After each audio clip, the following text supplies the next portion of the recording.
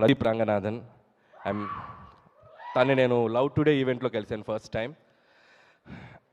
ఇందాక తను ఒక మాట అన్నాడు, నన్ను ఎందుకు ఇంత ఇష్టపడుతున్నారని. సో ప్రదీప్ని ఎందుకు ఇష్టపడుతున్నారు? తమిళ్లో ఇష్టపడుతున్నారు, తెలుగులో ఇష్టపడుతున్నారు. వై? ఎందుకు?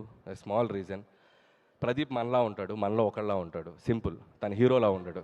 ఎందుకంటే మనం ఏదైనా ఒక సినిమా చూసి వచ్చి, ఒక స్టార్ సినిమా చూసి వచ్చి బయటకు వచ్చినప్పుడు మనం ఒక స్టార్లా బయటకు వస్తాం.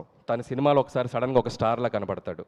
ఇంట్లో ఏదైనా తప్పు చేసి దొరికిపోతే తండ్రి ముందు బాధపడుతున్న ఒక కొడుకులా కనపడతాం. తను సినిమాలాగే కనపడతాడు. అల్లరి చేసే పోకిరిలా కనపడతాడు. మన పక్కింటి అబ్బాయిలా కనపడతాడు. నాటిగా ఉంటాడు.